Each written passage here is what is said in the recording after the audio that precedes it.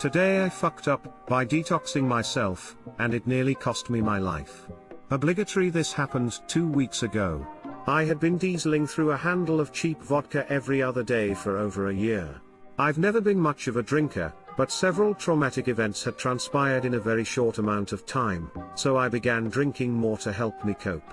I would never consider drinking during the day or before work, but it helped me get through the day. Mixed drinks slowly gave way to straight shots of vodka. I would wake up at 7 a.m., feed the cat and take several shots. This continued well into the evening until I passed out on the couch or my bed. I started working at a local department store and the schedule was perfect as I didn't have to be until 1 p.m. so I could wake up early, take several shots and sleep on the couch till noon, then get ready for work, taking a couple of swigs on my way out the door. I'd get home around 10 p.m. and drink until I passed out. This past February is when the shakes started, usually near the end of my shift. I'd get home, have a few shots and everything would be fine. What was disturbing was my memory loss. I was repeating stories, unsure of what days was, and I even forgot to pick up my nephew from school. Dusk and dawn were the worst. It took me a few minutes to figure out if it was day or night. I knew something had to change. 2 Saturdays ago I bought a handle in the afternoon and it was gone by Sunday evening. I woke up Monday morning feeling awful. I was shaking, queasy and terribly off balance, but I didn't drink. By the afternoon I was feeling better and I figured I would get through this. I went to visit my sister and was having a glass of wine and a cigarette out on her back porch when I began to vomit all over her back deck. It was then that the shakes returned with a vengeance. I went home and crashed on the couch. I woke up around 5 a.m. and spent 20 minutes dry heaving in the bathroom. I tried drinking water, but my hands were shaking so bad that it took both of them to steady the glass. I went back to the couch and drifted in and out of sleep for the majority of the morning. Sometime after noon, I went to get my cat some water, but my hand began to convulse uncontrollably. I tried to steady it with my other hand, but I spilled water everywhere. That was the last thing I remembered. I was laying on my stomach on the living room floor when I noticed a police officer standing over me. I had no idea where I was or what had happened. I tried to get to my feet but collapsed onto the couch. My coffee table had been completely turned upside down and its contents were strewn all about the room. My mouth was in so much pain and I saw chunks of blood on the floor where I had been laying. The officer helped me get my shoes and coat on and assisted me out into the hall. There were 2 more officers waiting outside and they helped me down the stairs to an ambulance. The paramedics were asking me questions, but I couldn't answer their questions. Once in the emergency room, the doctors and nurses bombarded me with questions that I could barely answer. My main concern was the throbbing inside my mouth. One of the nurses explained to me that I had chewed off part of my tongue as that was one of the effects of having a seizure. I was admitted later in the evening and that was my sister and nephew came to see me. I could tell by the look in her eyes I was in very bad shape. I was hooked up to several different machines with 4 tubes in both arms and a blood pressure cuff that sat snugly on my left bicep that inflated every 15 minutes. I was on the brink of complete coronary failure. Over the next 3 days and nights I was a prisoner to my bed. There were sensors that would trigger an alarm if my legs went too far over the bed. If I tried to sit up it would set them off as well. If had to pee, they brought me a plastic jug and I had piss in the bed with an audience. Every 30 minutes the blood pressure cuff would inflate and take a reading followed by a nurse coming in and injecting medicine into my IVs. The worst part was I couldn't eat and barely drink because of the pain in my tongue. My speech was incomprehensible as my tongue was so swollen. Every day my sister came to visit and told me she had gone to my apartment to check on my cat and make sure everything was locked up. She even cleaned up the chunks of tongue off the floor. By Friday afternoon I was stable enough to go home, but with strict limitations. No driving, no strenuous tasks and lots of medication. This past Friday I finally started eating solid food again. After 2 weeks of pureed food it was like heaven to eat a chicken salad sandwich. Every day I get a little stronger and feel a lot better. I still have trouble with my memory, but I think it's good that I don't remember too much about the last year. I spoke to my neighbor, the one who called 911. He told me he had heard me fall and came banging on my door. When I didn't answer, he went around to my back door and saw me laying on the floor. He said I looked at him and my face was covered in blood. That was when he called 911. I gave him a hug and he checks in on me daily. My tongue will never heal, but it's a small price to pay to remind me never do that again. Too long didn't read. Today I fucked up by attempting to detox. I suffered a seizure and chewed through my tongue. If my neighbor hadn't been home to hear me fall, I would have died.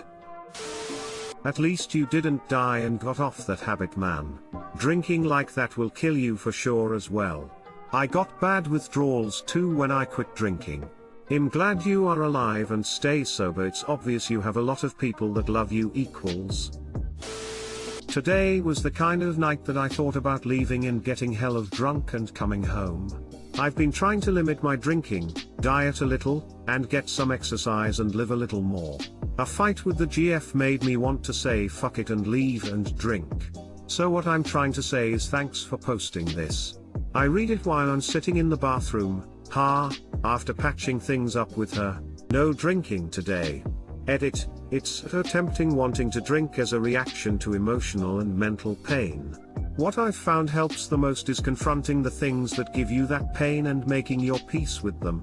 I've been molested, I'm pretty sure I was raped, and I've had to pick up the reins that my father left behind for my family as a young boy. Find the source of the pain, slay your dragons and demons and you might find the light. Then you won't temporarily drown them. These demons/dragons are drowning proof. They surface from the alcohol after the buzz has gone. Start your hero journey. Happy hunting. Alcohol detox is the most dangerous. Never do it alone, and do it gradually. Piggybacking off this to add that detoxing off long-term benzo use can also lead to DTs, the same thing that makes alcohol withdrawal so dangerous. I didn't know this until it happened to me. Anyone planning on going off alcohol or benzos, talk to your doctor, and do it under strict supervision. Saw a guy at work have a seizure. Didn't know he was epileptic. Seriously, one of the scariest things I've ever seen. Thought the dude was going to die in front of me. You're super lucky that neighbor was around. If you don't mind my morbid curiosity, could you explain how much damage there is to your tongue and how that affects you now? Ikra, especially when he said his sister cleaned chunks of tongue off the floor. Today I fucked up by taking Ambien and accidentally proposing to my girlfriend. I want to start off with saying that Ambien is the strongest drug/hallucinogen I've ever tried and you should not fuck with it. Anyways, one night I just couldn't sleep, so I decided to take 4 10 mg Ambiens. I'm an idiot, and I had an engagement ring in my drawer that I traded for some other jewelry because I buy and sell stuff on Craigslist. Anyways, long story short, I woke up and she was wearing the ring on her finger and had explained what had happened and I was just shook because I couldn't remember shit. I go on my Facebook and apparently my Ambien drugged brain changed my relationship status to engaged and it got 150 plus likes before I fucking saw it. I had not planned on being engaged with my girlfriend for another year and a half and probably would gotten her a better ring, but Ambien sped up the process 10 folds. Warning, if it's 3 AM, and you can't sleep, do not take Ambien. Too long didn't read, took Ambien because I couldn't sleep and ended up proposing to my girlfriend that night. Edit, read the comments and I really appreciate the health concerns. So much so that I'm never going to take them again and look for an alternative option for my insomnia. You guys are the best, TBH. Edit 2, apparently taking one of these a day is worse on your body than smoking a pack a day. Definitely not touching them again. I stopped taking Ambien when I woke up to a confirmation email from Amazon that I'd ordered Drive Quinn Medicine Woman, the complete box, set at 3:00 AM. How the fuck did you even wake up? I have 5 mg tabs and I'm out for 9 hours with just one. Even when they first came out, the recommendation was 1 10 mg tab. My sleep schedule is horrendous.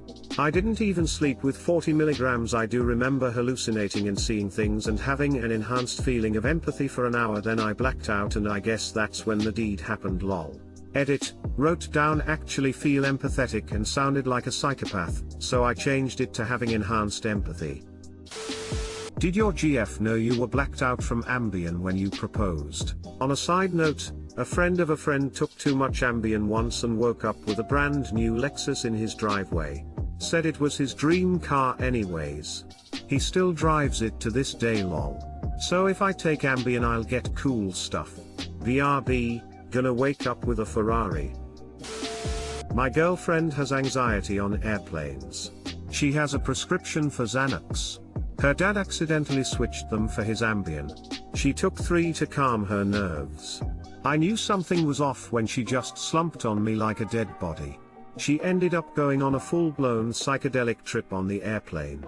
She didn't recognize me, like she was confused and frightened at my face, claiming I had a Pokemon nose.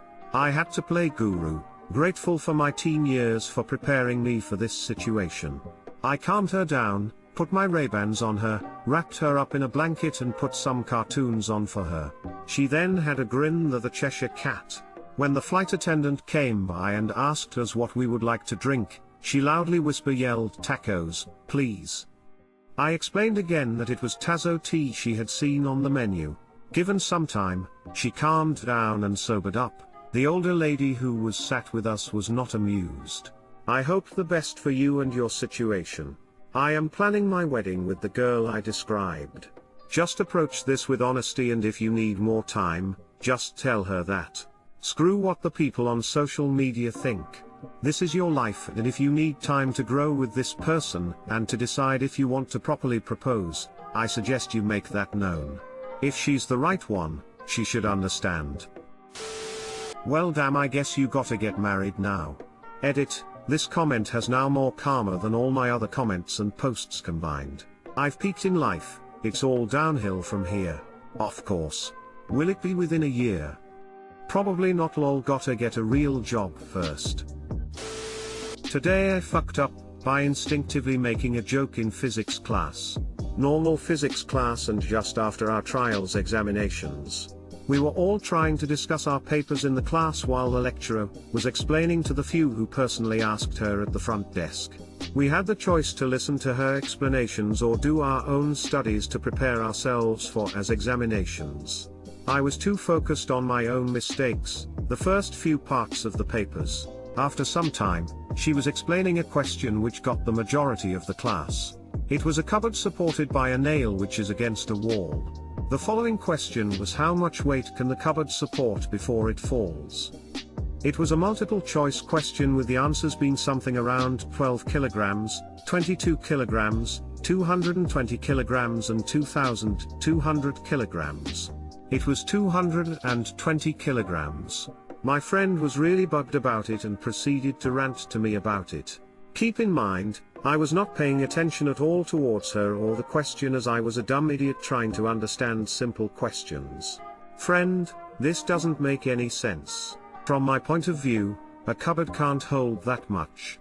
Me, it's physics, what else do you expect? Friend, a nail can't withstand that much weight. Me, it kind of did for Jesus. I felt a slight tap and saw my friend pointing to the front. Only after I saw my lecturer's face, I realized what I said.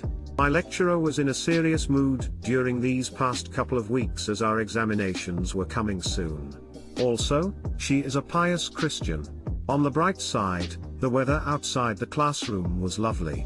Too long didn't read. A friend asked how a nail help a cupboard support a big weight. I said it did for Jesus. Lecturer heard and sent me out of class. Edit, accidentally typed he instead of she. Well, it was balanced between more than one nail. Yay, you're right. That's why I said it sort of worked. Jesus didn't weigh 200 kilos. The correct reply was, it did when I nailed your mom last night. You should be the one sent out of class. Nice one. Yeah, and Jesus was carrying all the past, present, and future sins of mankind, which makes him even heavier. I mean, he was probably looking at me earlier jerking it to some fucked up shit. So Jesus walks into a hotel, puts 3 nails on the counter, and says, "Can you put me up for the night?" What's the difference between Jesus and a picture of Jesus? You only need 1 nail to hang up the picture. Now I'm imagining a 485 pounds Jesus falling off the cross cause the nails can't hold him up. Have you seen Korean Jesus? Dude's jacked.